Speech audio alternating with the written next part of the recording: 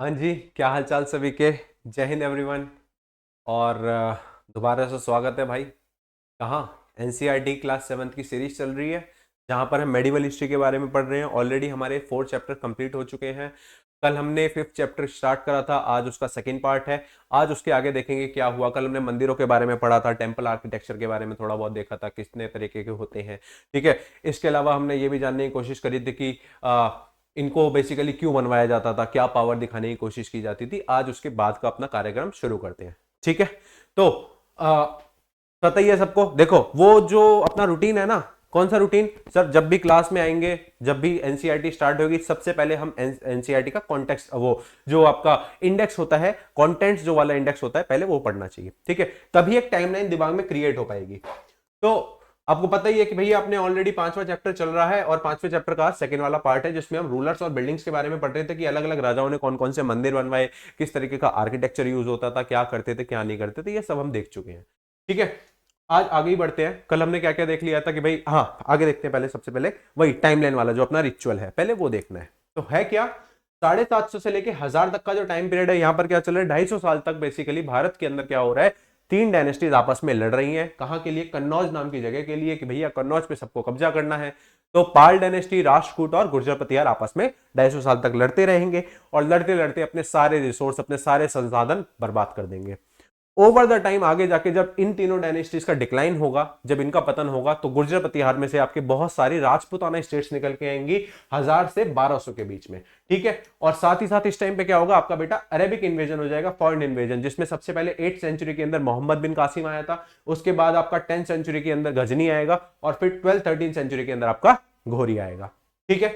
और जैसे ही ये होगा, यहां पर 1206 के अंदर आपका क्या होगा, कुतुबुद्दीन ऐबक के द्वारा स्लेव डायनेस्टी स्टैब्लिश कर दी जाएगी, दिल्ली सल्तनत स्टैब्लिश कर दी जाएगी। और फिर इसी दिल्ली सल्तनत के अंदर आपके क्या आएंगे, अलग अलग 5 डायनेस्टी आएंगी। जैसे सबसे पहले स्लेव डायनेस्टी, फिर खलजी, फिर तुगलक, फिर सैयद, एंड देन फाइनली आपका लोधी।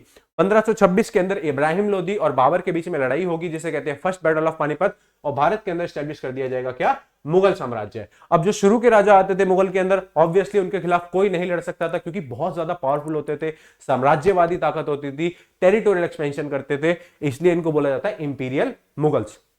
ऑलरेडी पढ़ी चुके हैं हम इसके बारे में। ठीक है। और साथ ही साथ इस पूरे 1000 साल के दौरान क्या चल रहा है, आपका भक्तियन सूफी मूवमेंट। ये आपका हम 8th चैप्टर के अंदर पढ़ेंगे इसके बारे में। ठीक है। खैर आगे चलते हैं अपना। ऑलरेडी हम देख चुके हैं इनके बारे में, आर्किटेक्चरल डेवलपमेंट किस तरीके का हुआ करता था, है कौन कौन से अलग अलग 2 तरीके बताए हैं, इसके बारे में देखा था। उसके अलावा राजा राजेश्वर टेम्पल बनवाया गया था। इसके अलावा आपका कंडरिया महादेव का टेम्पल बनवाया गया था, ये देख चुके हैं। ठीक है। रिलीजियस आर्किटेक्चर में क्या क्या ये लोग यूज करते थे, क्यों बनाते थे, कैसे बनाते थे, वो सब था। आज इसके आगे की कहानी देखते हैं। अपना टॉपिक स्टार्ट होता है टारगेटिंग टेम्पल्स की। ये जो मंदिर है, ये राजा लोग बेसिकली अपनी ब्रेवरी को दिखाने के लिए दिखाते थे कि भैया हम बहुत ब्रेव हैं, और हमारे पास बहुत पैसा है, हम आर्किटेक्चर डिजाइन कर रहे हैं, हम दूसरी जगह जाते हैं। तो इस तरीके से अपनी बेसिकली इंपॉर्टेंस दिखाने की कोशिश की जा रही है। ठीक है। तो इन टेम्पल्स को क्यों टारगेट किया जाता था? Because king built temple to demonstrate their devotion to God and the power and wealth. राजा ये मंदिर क्यों बनवाता है? ताकि वो दिखा सके सबको कि भाई मैं गॉड के प्रति, मैं भगवान के प्रति बिल्कुल डिवोटेड हूं, मेरी आस्था उन्हीं के अंदर है। साथ ही साथ अपनी पावर को भी दिखाएंगे, साथ ही साथ वेल्थ को भी दिखाएंगे। क्योंकि अब देखो मेडिवल टाइम्स में और एंशिएंट टाइम में जो मोस्टली जो पैसा रहा है, वो मंदिरों के अंदर रहा है। ठीक है। It is not surprising that when they attacked on one another kingdom, they often targeted these buildings. तो obviously जब टेरिटोरियल एक्सपेंशन होगा, जब इंपीरियलिज्म होगा, तो क्या होगा सर, ये एक दूसरे के ऊपर अटैक करेंगे, और जहां पैसा होगा वहां पे सबसे ज्यादा चांस होता है अटैक करने का। पैसा कहां पर है? मंदिरों के अंदर है। इसीलिए मेडिवल टाइम्स में मंदिरों के ऊपर आक्रमण ज्यादा रहा है, क्योंकि वहां पर पैसा बहुत है। दूसरा, एजुकेशन सिस्टम, नॉलेज। अब जो पहले स्कूल हुआ करते थे, जिनको गुरुकुल कहते हैं, वो टेम्पल्स के साथ अटैच होते थे, तो एजुकेशन सिस्टम भी वहीं पर है, जिससे भारत का कल्चर स्ट्रांग होता है, और पैसा भी वहीं पर है। इसीलिए एट टाइम्स ऑफनली क्या करा जाता था, मंदिरों के ऊपर अटैक किया जाता था।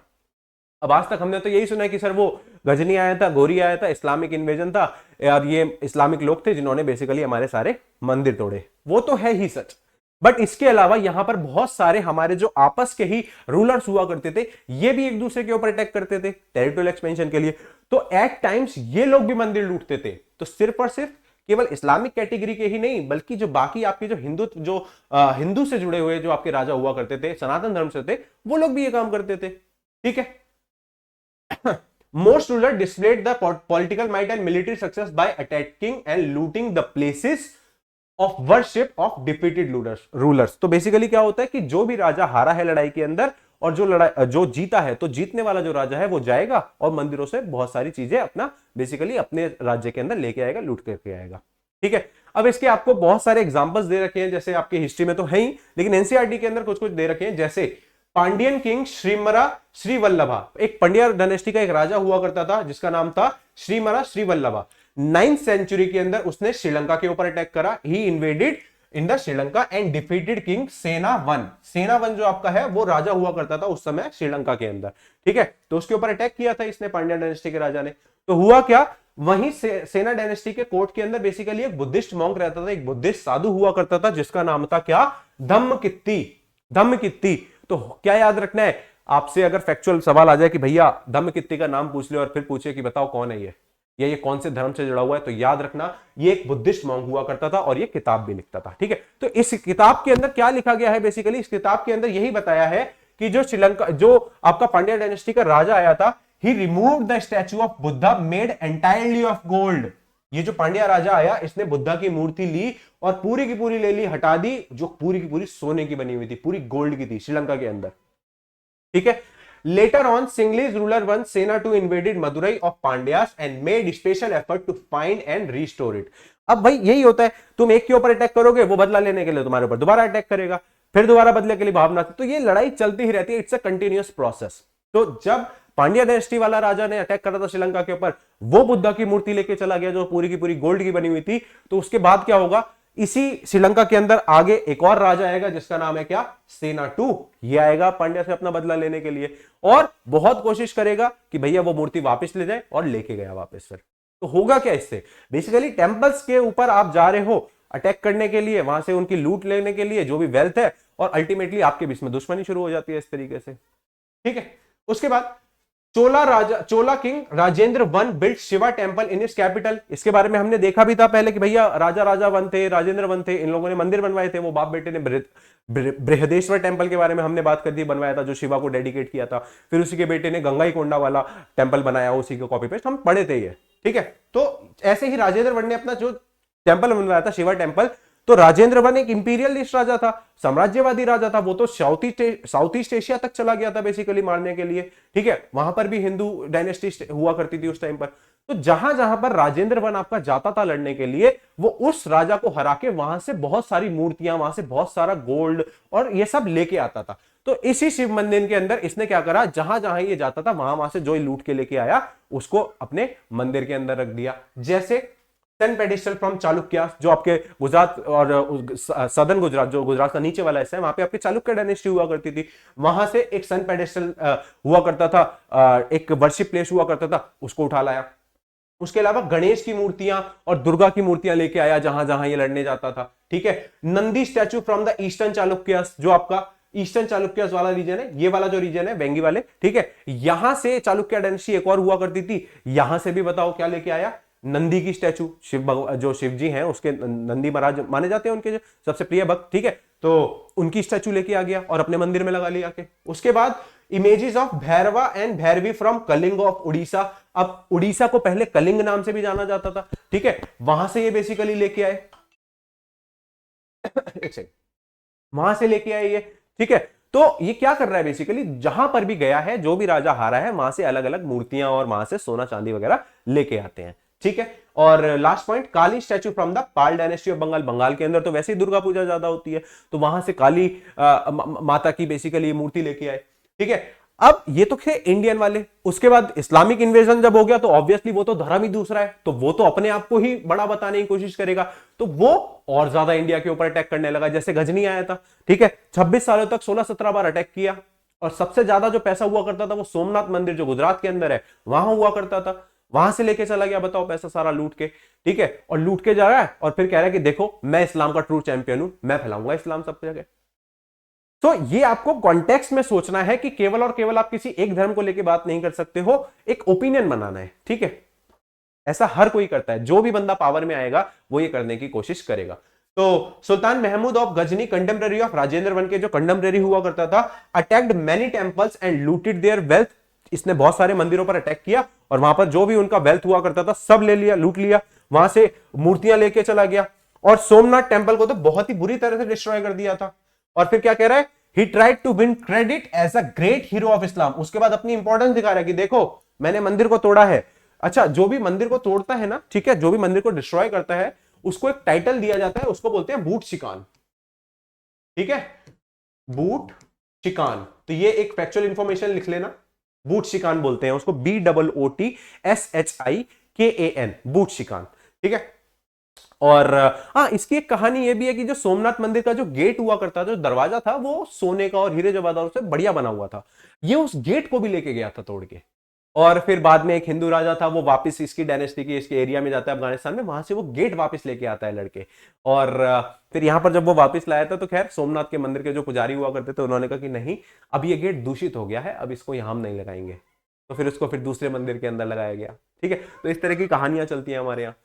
तो तुम ये देखो, हम बेसिकली इतना बड़ा गेट, इतना सोने चांदी हीरे जवाहरात लगे हुए हैं उस पर, हमने वो नहीं लगाया just because our culture is more strong. हमारा जो कल्चर है, ट्रेडिशन है, बहुत स्ट्रॉन्ग है।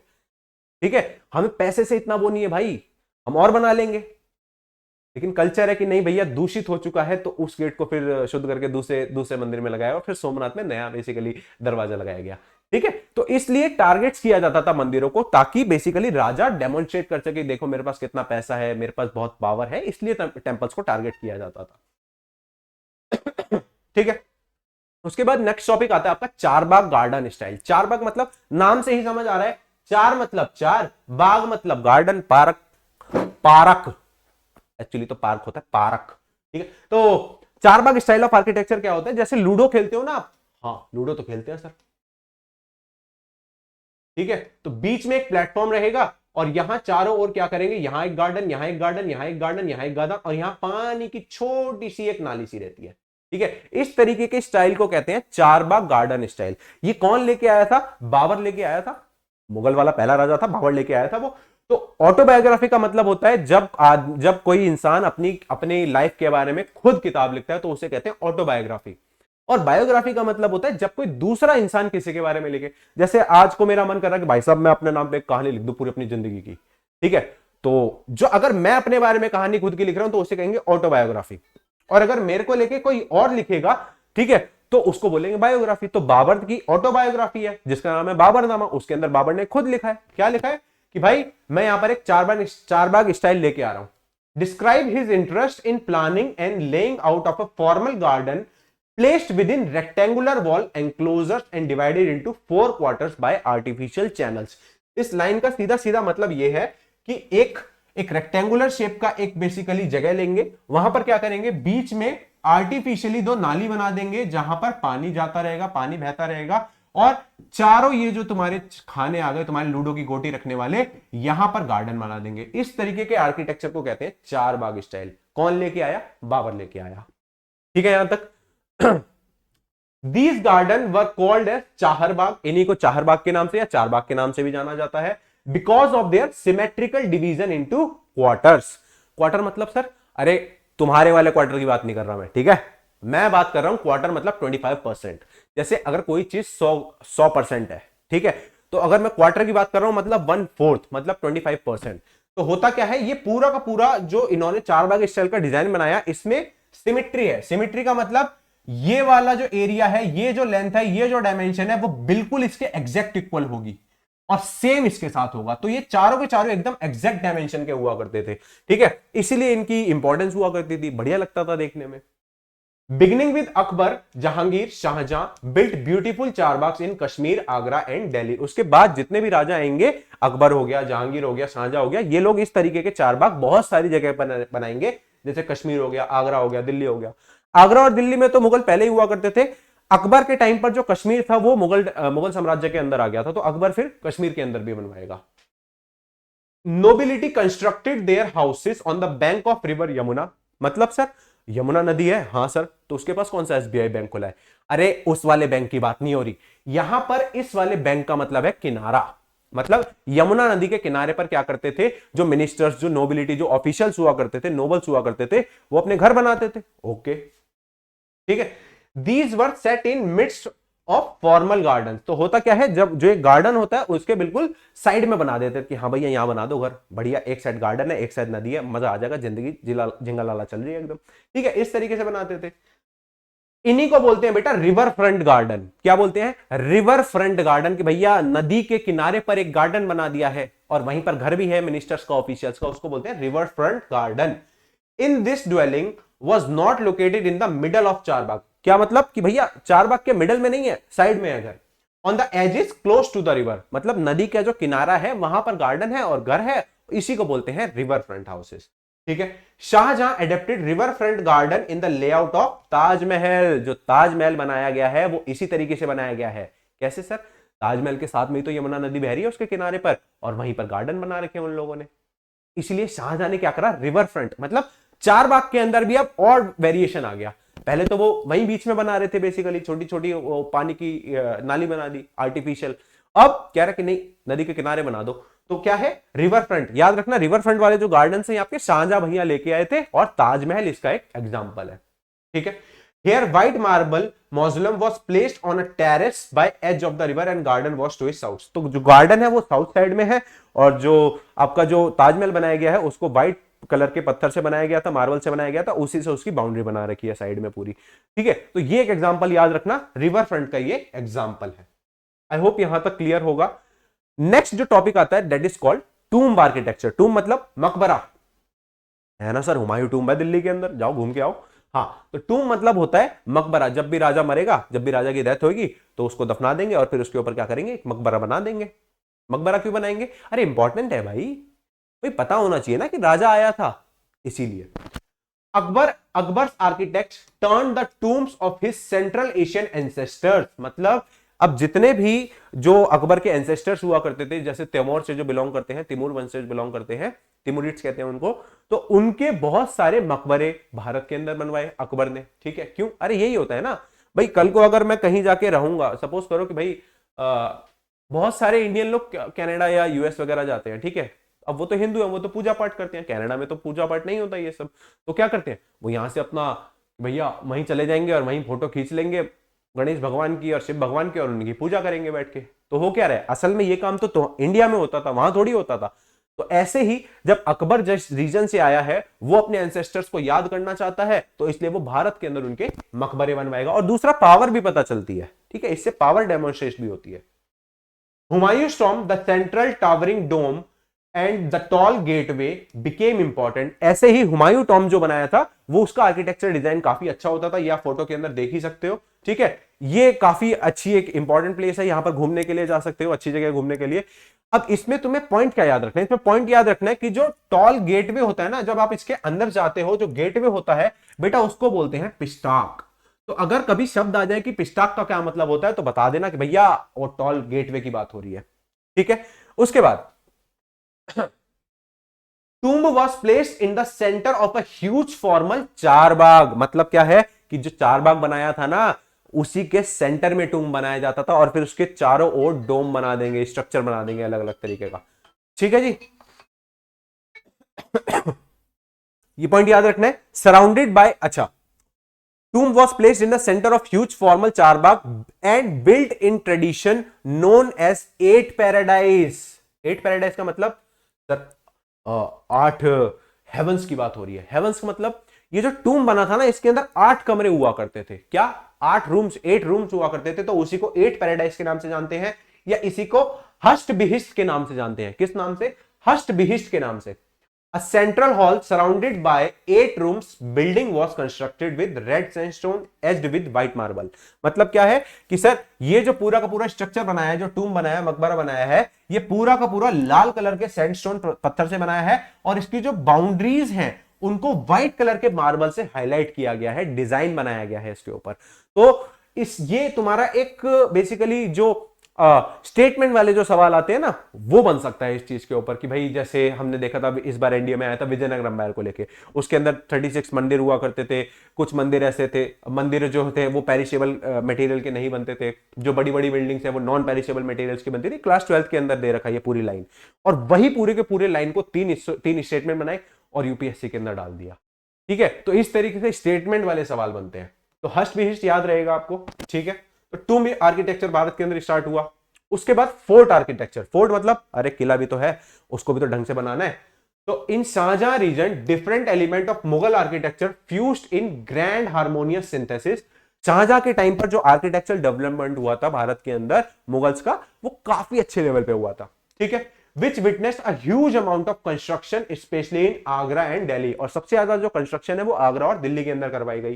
Connection between royal justice and imperial court was emphasised by Shah Jahan in the court of Red Fort. Red Fort जो है वो मेन इनका बेसिकली सेंटर बन के आया, अथॉरिटी वाला सेंटर बन के आया, जहां से ये पूरा का पूरा मुगल साम्राज्य को कंट्रोल कर रहे हैं। ठीक है, रेड फोर्ट दिल्ली के अंदर बनवाया था किसने? शाहजहां ने बनवाया था। Behind emperor's throne there was a series of pietra dura inlays that depicted the legendary Greek god of Orpheus playing the lute. देखो, एक तरीके का एक स्पेशल आर्किटेक्चर डिजाइन होता है बेसिकली, जिसे कहते हैं पिटेरा ड्यूरा। ठीक है, पिटेरा डुआ। अब ये जो पिटेरा डुआ की जो टेक्निक होती है, ये बेसिकली इन्होंने यूज करी है यहां पर। ठीक है, pietra dura is a term for the inlay technique using cut and fitted highly polished colour stones to create a image. छोटे छोटे अलग अलग पत्थर होंगे, अलग अलग कलर के स्टोन्स होंगे। ठीक है, उनको जोड़ा जाएगा और फिर उससे पूरा का पूरा आर्किटेक्चर बनाया जाएगा। ठीक है, जैसे आप घर में कभी कभी देखते हो, जैसे घर में आप टाइल्स बिछाते हो, तो जब टाइल्स टूट जाती हैं तो क्या करा जाता है, कभी कभी आप सीमेंट के ऊपर उन अलग अलग टूटे हुए टाइल्स को डाल देते हो, तो वो एक अलग से डिजाइन बन जाता है। या किसी के घर के अंदर जैसे पहले वो जो फर्श डलता था, तो वो छोटे छोटे अलग अलग कलर के मार्बल्स आते थे, उसको सीमेंट के अंदर डाल दिया जाता था, फिर उसकी घिसाई की जाती थी, तो उससे एक अलग ही डिजाइन बन के आता है। ठीक है, तो इस तरीके का जो आर्किटेक्चर होता है उसे कहते हैं पिटेरा डुआ। तो इसी तरीके के आर्किटेक्चर ये लोग फोर्ट के अंदर, किलों के अंदर यूज किया करते थे। In Mughal India this technique was known as parchinkari. Parchinkari, तो जो पिटेरा डुआ वाली टेक्निक है बेटा, उसको वो ग्रीक के अंदर चलती थी, ग्रीस के अंदर चलती थी बेसिकली, वही टेक्निक को भारत के अंदर बोलते हैं क्या? प्राचीन करी। ठीक है, तो ये एक इंपॉर्टेंट फैक्ट हो गया, ये आपको याद रखना है। The ceremonial halls resembling mosque, मतलब सेरिमोनियल हॉल्स का मतलब होता है बहुत सारी ऐसी जगह बनाना जहां पर कोई स्पेशल सेरेमनी की जा रही हो, कोई स्पेशल उपलक्ष्य, भैया राजा का बर्थडे है केक काटना है, या फिर रानी का बर्थडे है केक काटना है, या फिर राजा की बेटी का मूड हो रहा है कि नहीं भैया आज पार्टी करनी है, आज किटी पार्टी करेंगे। तो इस तरीके की सेरेमनीज अलग अलग होती थी। तो जो सेरेमनी वाली जो बिल्डिंग्स होती थी ना, उनको बेसिकली ये लोग मस्जिद के रूप में बनाते थे, मॉस्क के रूप में बनाते थे। ठीक है, और पब्लिक एंड प्राइवेट ऑडियंस। ठीक है, पब्लिक और प्राइवेट ऑडियंस इसमें दोनों ही इंक्लूड किए जाते थे। तो जो पब्लिक ऑडियंस होती, जो प्राइवेट ऑडियंस होती है, जो राजा के चुनिंदा लोग होते हैं, उनको बोला जाता है दीवाने खास, कि भैया एक ये हॉल है, इसके अंदर सिर्फ और सिर्फ चुनिंदा लोग ही आएंगे, जो राजा के बिल्कुल पास वाले लोग होंगे। उसके अलावा कुछ ऐसी जगह होती है जहां पर बाकी लोग भी जा सकते हैं, जिसे कहते हैं दीवाने आम, जो आम जनता के लिए खुला रहता है, उसे कहते हैं दीवान ए आम, आम आदमी के लिए। उसके बाद placed within a large courtyard, these courts were described as Chihil Sutun. Chihil Sutun, तो इस तरीके के जो हॉल्स बनाए जाते थे बेसिकली, उनको बोलते हैं क्या? चिहिल सुतुन, या फिर इन्हीं को बोलते हैं 40 पिलर्ड हॉल्स। मतलब कि भैया 40 खंबे खड़े कर देंगे। कैसे सर? जैसे घर के अंदर जब आपको लेंटर डलवाना होता है, तो पहले पिलर्स, पहले भरत करी जाती है पूरी जमीन की, उसके बाद पिलर्स बनाए जाते हैं, है ना, कि भैया 4 पिलर बनाने हैं, 8 पिलर बनाने हैं, 6 पिलर बनाने हैं। उसी तरीके से ये लोग जो अपना मॉस्क, जो बेसिकली सेरेमनी हॉल बनाते थे, उसके अंदर कितने 40 पिलर, 40 खंबे हुआ करते थे। तो इन्हीं को बोलते हैं चिहिल सुतुन। ये आपका एक फैक्चुअल सवाल हो गया। The pedestal on which his throne was placed was frequently described as किबला। मतलब कि जहां पर राजा की गद्दी है, मतलब जो पूरा का पूरा दरबार बना रखा है, वहां पर राजा बैठेगा, राजा खड़ा थोड़ी रहेगा। तो राजा जहां पर बैठता था, उस वाले एरिया को बोलते हैं, जहां पर बेसिकली उस पूरे एरिया को बोलते हैं किबला। QIBLA, किबला। ठीक है जी। और इसकी जो फेस हुआ करती थी, वो लोगों के सामने हुआ करती थी, ताकि लोग जो हैं, जो आम लोग हैं, या जो इनके मिनिस्टर्स ऑफिशियल्स हैं, वो बेसिकली राजा को प्रेयर कर सके। प्रे, ठीक है, राजा अपने आप को भगवान दिखाने की कोशिश कर रहा है, खुदा दिखाने की कोशिश कर रहा है। आई होप यहां तक क्लियर होगा, इतना ज्यादा टफ है नहीं, बस आपको एक बार रीड करना है। उसके बाद नेक्स्ट आता है cross fertilisation of artistic forms and architecture style. Cross fertilisation का मतलब होता है कि जहां पर आपका एक कल्चर जो है वो दूसरे कल्चर के साथ मिक्स होता है और वहां पे डाइवर्सिफिकेशन आ जाता है कल्चर के अंदर। जैसे आप दो कलर्स को मिलाओ तो एक तीसरा ही अलग कलर बन जाता है, ठीक है। इसी तरीके से जब दो अलग अलग आर्किटेक्चर के डिजाइन आपस में मिलेंगे तो वो एक नया ही आर्किटेक्चर डिजाइन बना देंगे। तो इस तरीके के बेसिकली काम होते थे।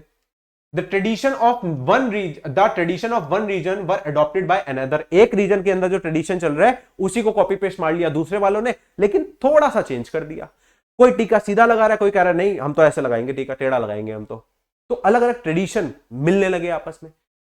In Vijayanagar, for example, the elephant stables of the ruler were strongly influenced by the style of architecture found in adjoining Sultanate of Bijapur and Golconda। मतलब मेडिवल हिस्ट्री के अंदर एक किंगडम आया था, विजयनगर किंगडम। हाँ सर बिल्कुल आया था। विजयनगर किंगडम के ऊपर नॉर्थ में एक और किंगडम हुआ करता था जिसको कहते हैं बहामनी किंगडम। जब वो बहामनी किंगडम टूटा तो वहां पर 5 अलग अलग शाही डायनेस्टी निकल के आई जिनको कहते हैं दक्कनी सुल्तान। दक्कन वाला रीजन जो है, दक्कनी रीजन, वो आपका महाराष्ट्र वाला रीजन है। तो वहां पर 5 शाही डायनेस्टी आई थी, जैसे कहते हैं कुतुब शाही, इमाद शाही, बरीश शाही, निजाम शाही, आदिल शाही। ये 5 डायनेस्टी हुआ करती थी। तो वो 5 सुल्तान जिस तरीके का आर्किटेक्चर डिजाइन यूज करा करते थे वही सेम आर्किटेक्चर डिजाइन विजयनगर के राजा यूज करते थे अपने जो तुम्हारे एलिफेंट्स के जो स्टेबल्स होते हैं जहां पर हाथियों को रखा जाता है उसके डिजाइन में यूज किया गया उनको। तो क्या है, क्रॉस फर्टिलाइजेशन तो हो रहा है कि जहां पर एक आर्किटेक्चर कोई दूसरे धर्म वाला कर रहा है उसी चीज को दूसरे वाला कर रहा है, ठीक है।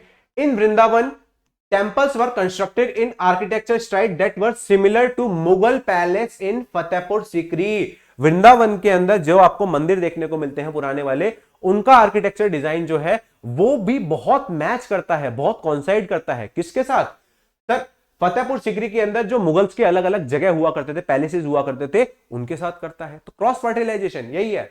Example, temple of Govind Dev was constructed out of red stone. एक गोविंद देव का मंदिर है वृंदावन के अंदर, उसको बनाया गया है लाल कलर के पत्थर से। Interesting, Archies is used in this temple. Archies का मतलब होता है इस तरीके से आर्क बना देना, इस तरीके से आर्क बना देना।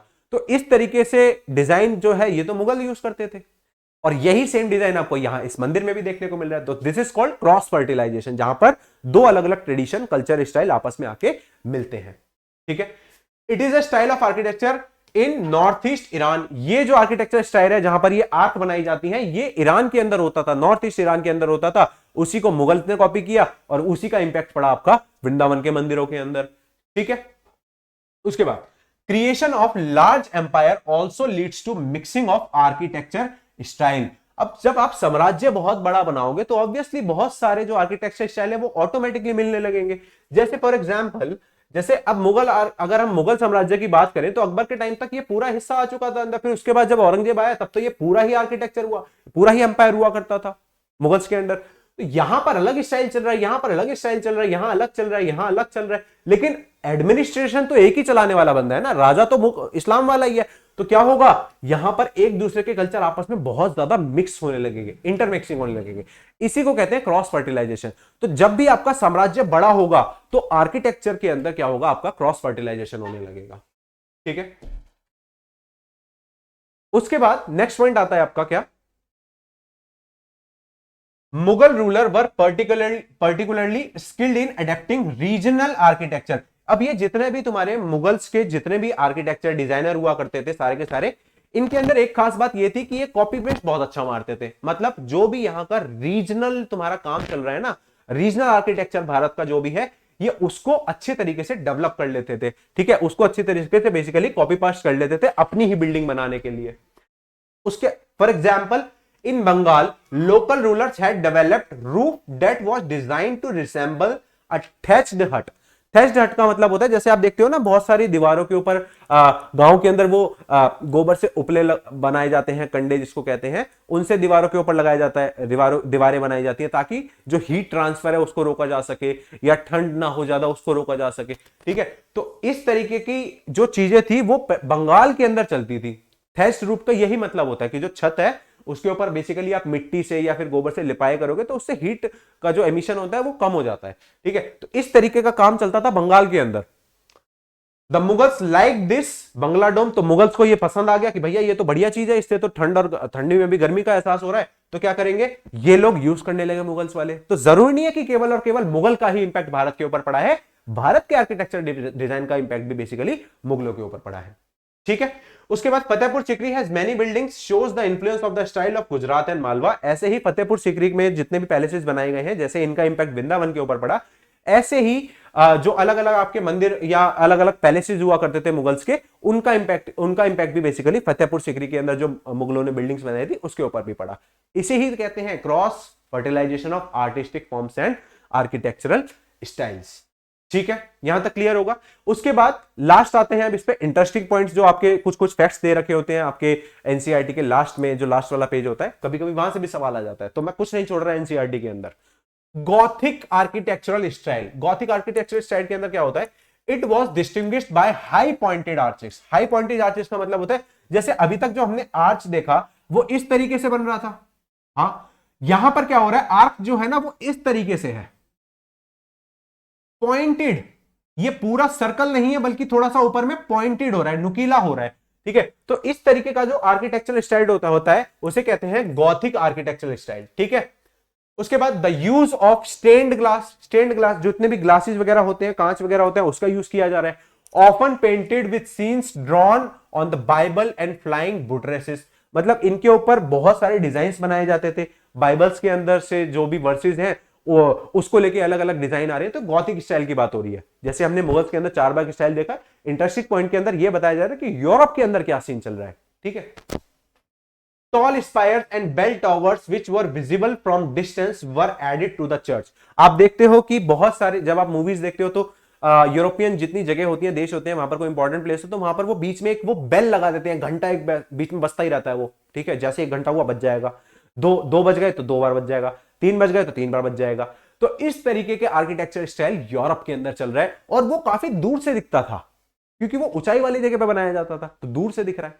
ठीक है, one of the best known example of this church of Notre Dame eight Paris. अब ये इसी तरीके का जो बेस्ट एग्जांपल है गॉथिक स्टाइल आर्किटेक्चर का, ये आपको पेरिस के अंदर देखने को मिलता है, जहां पर एक चर्च है जिसका नाम है क्या, Notre Dame, which was constructed through several decades in 12th and 13th century, जिसको बनने में बहुत टाइम लग गया, लगभग 50 से 60 साल लग गए, बल्कि ज्यादा ही लग गए।